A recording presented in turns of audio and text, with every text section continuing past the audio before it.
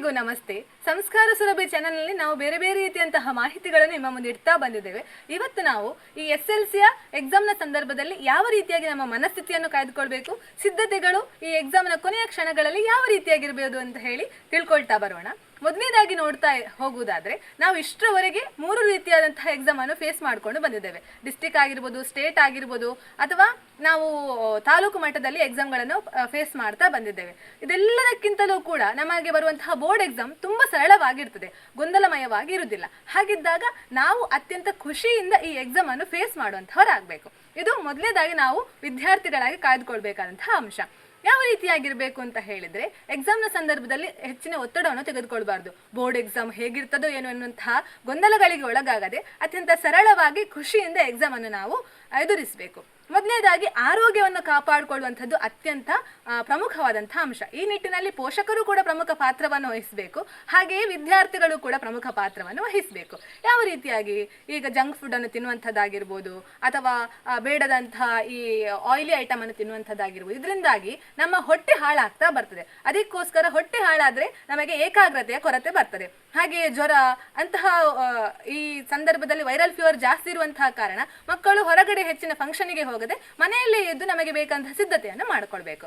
ಹಾಗೆ ಎಕ್ಸಾಮ್ನ ಸಂದರ್ಭದಲ್ಲಿ ಯಾವ ರೀತಿಯಾಗಿರಬೇಕು ಮನಸ್ಥಿತಿ ಅಂತ ಹೇಳಿದ್ರೆ, ನಾವು ಎಕ್ಸಾಮ್ನ ಮುಂದಿನ ದಿವಸವೇ ನೆಕ್ಸ್ಟ್ ನಾನು ಎಂತ ಓದಬೇಕು ಎನ್ನುವಂತಹ ಒಂದು ವೇಳಾಪಟ್ಟಿಯನ್ನು ಕ್ರಮ ಪ್ರಕಾರವಾಗಿ ಮಾಡಿರಬೇಕು. ಅದರ ರೀತಿಯಾಗಿ ನಾವು ಎಕ್ಸಾಮ್ ಅನ್ನು ಓದ್ಕೊಳ್ಳುವಂತಹ ವಿದ್ಯಾರ್ಥಿಗಳಾಗಬೇಕು. ಅದರ ಜೊತೆಗೆ ನಾವು ಈಗ ಎಕ್ಸಾಮ್ ಹಾಲಿಗೆ ಹೋಗ್ತಾ ಇದ್ದೇವೆ, ಅಲ್ಲಿ ನಮ್ಮ ಸಿದ್ಧತೆಗಳು ಹೇಗಿರಬೇಕು ಅಂತ ಹೇಳಿದ್ರೆ, ಅಲ್ಲಿ ನಾವು ಎಕ್ಸಾಮ್ ಹಾಲಿಗಿಂತ ಹೋಗುವಂತ ಮುಂಚೆ ನನ್ನ ಫ್ರೆಂಡಲ್ಲಿ ಹರಿಬರಿಯಿಂದ ನಾವು ಡಿಸ್ಕಷನ್ ಮಾಡುವಂಥದ್ದು, ಅದು ಕಲಿತಾಯ್ತಾ ಇದು ಕಲಿತಾಯ್ತಾ ಎನ್ನುವಂತಹ ಗೊಂದಲವನ್ನು ಮಾಡದೆ ನಾನೆಷ್ಟು ಕಲಿತಿದ್ದೇನೆ ಎನ್ನುವುದನ್ನು ನಾವು ಸ್ಪಷ್ಟಪಡಿಸಿಕೊಂಡು ನಾವು ಎಕ್ಸಾಮ್ ಹಾಲಿಗೆ ಖುಷಿಯಿಂದಲೇ ಹೋಗುವಂಥವರಾಗಬೇಕು. ಅಲ್ಲಿ ಪ್ರಶ್ನೆ ಪತ್ರಿಕೆ ಸಿಕ್ಕಾಗ ಪ್ರಶ್ನೆ ಪತ್ರಿಕೆಯನ್ನು ಸರಿಯಾಗಿ ಓದ್ಕೊಳ್ಬೇಕು. ನನಗೆ ಯಾವುದು ಗೊತ್ತಿದೆ ಸರಿಯಾಗಿ ಅದನ್ನು ನಾವು ಮೊದಲ ಪೇಜಲ್ಲಿ ಬರ್ಕೊಳ್ಳುವಂಥವರಾಗಬೇಕು. ಇದರ ಮೂಲಕ ಏನಾಗ್ತದೆ, ನಮ್ಮ ಬರವಣಿಗೆ ಸ್ಪಷ್ಟವಾಗಿರಬೇಕು.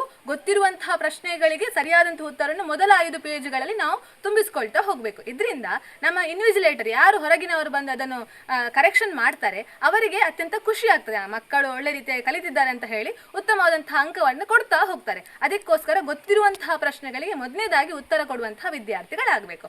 ಅದಾದ ಬಳಿಕ ನಾವು ಪ್ರಶ್ನೆ ಪತ್ರಿಕೆಯಲ್ಲಿ ಪ್ರಶ್ನೆ ಸಂಖ್ಯೆ ಏನಿದೆ ಅದನ್ನು ಸರಿಯಾಗಿ ನೋಡಿಕೊಂಡು ಅದನ್ನು ಸರಿಯಾಗಿ ಬರ್ಕೊಳ್ಬೇಕು. ಯಾಕಂತ ಹೇಳಿದ್ರೆ, ನಾವು ಪ್ರಶ್ನೆ ಪತ್ರಿಕೆಯಲ್ಲಿರುವಂತಹ ಪ್ರಶ್ನೆಯ ಸಂಖ್ಯೆಯನ್ನು ಸರಿಯಾಗಿ ಬರೆಯದೇ ಹೋದ್ರೆ ಅಲ್ಲಿ ಏನಾಗ್ತದೆ ಅಂತ ಹೇಳಿದ್ರೆ ಆ ಗೊಂದಲಗಳಾಗ್ತದೆ. ಇದರಿಂದಾಗಿ ಅಂಕ ಕೊಡ್ಕೊಳ್ಳುವಂತಹ ಸಾಧ್ಯತೆಗಳು ಹೆಚ್ಚು. ಹಾಗಾಗಿ ಕ್ರಮ ಸಂಖ್ಯೆಯನ್ನು ಸರಿಯಾಗಿ ಬರ್ಕೊಳ್ಳುವಂತಹ ವಿದ್ಯಾರ್ಥಿಗಳು ನೀವಾಗಬೇಕು. ಎಕ್ಸಾಮ್ ಹಾಲಿಂದ ಹೊರಗಡೆ ಬರುವಾಗ ಅದನ್ನು 2-3 ಬಾರಿ ನೀವು ಏನು ಮಾಡಿರಬೇಕು, ಮನನ ಮಾಡಿ ಚೆಕ್ ಮಾಡುವಂಥದ್ದಿರಬೇಕು. ಹಾಗೆ ಹೆಸರು, ನಿಮ್ಮ ಕ್ರಮ ಸಂಖ್ಯೆ ಇದೆಲ್ಲವನ್ನು ಕೂಡ ಸರಿಯಾದ ರೀತಿಯಲ್ಲಿ ಬರೆದು ಅಲ್ಲಿ ಇರುವಂತಹ ಶಿಕ್ಷಕರಿಗೆ ನೀವು ಒದಗಿಸಬೇಕು. ಇದು ಎಕ್ಸಾಮ್ನ ಹಾಲಲ್ಲಿ ಮಾಡಬೇಕಂತ ಗಮನಿಸಬೇಕಂತ ಅಂಶ.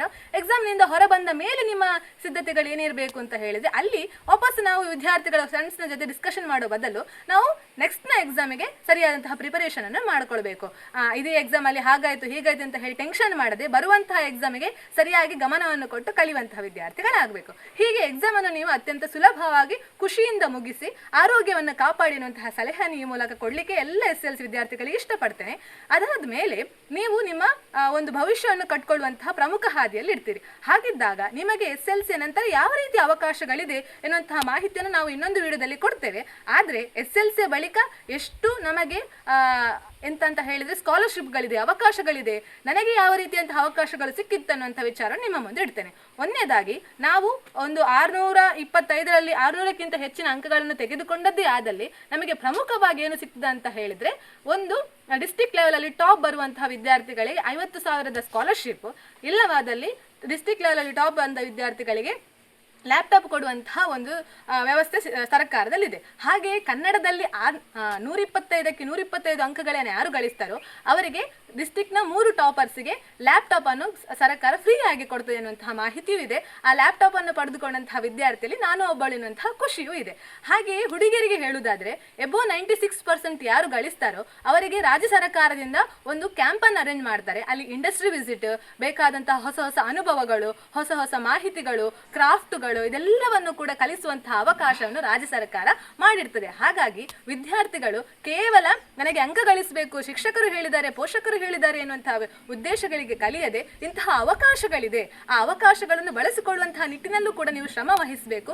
ಉತ್ತಮವಾದಂತಹ ಅಂಕಗಳನ್ನು ಗಳಿಸಿ ಕನ್ನಡದಲ್ಲಿ 125ಕ್ಕೆ 125 ತೆಗೆದ್ರೆ ಲ್ಯಾಪ್ಟಾಪ್ನಂತಹ ಅವಕಾಶಗಳು ಅಥವಾ ಕ್ಯಾಶ್ ಪ್ರೈಸ್ ನಂತಹ ಅವಕಾಶಗಳಿದೆ.